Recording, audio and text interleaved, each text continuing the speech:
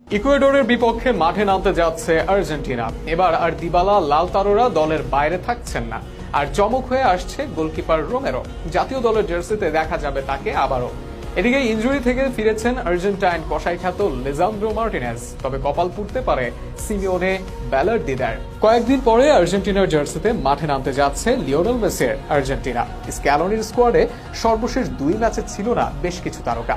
এই দলে গোলকিপার হিসেবে আগে থেকেই ছিলেন এমিলিয়ানো মার্টিনেজ। তবে রুল্লির ইনজুরির কারণে আবারও দলে ডাক পেতে যাচ্ছেন 2014 বিশ্বকাপের অন্যতম নায়ক সার্জিও রোমেরো। এশিয়া সফরের 2 ম্যাচের জন্য দলের বাইরে ছিলেন লিসান্দ্রো মার্টিনেজ। এবার তিনিও যোগ দিতে যাচ্ছেন স্কোয়াডে।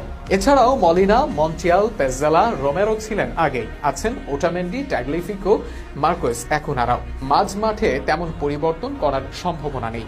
Paredes, Enzo Fernandez, Rodrigo De Paul, প্যালাসিওসরা আছেন এবং দলের সবচেয়ে শক্তিশালী এই অবস্থানে Thiago Almada, Mac Allister, Lo Celso থাকবেন।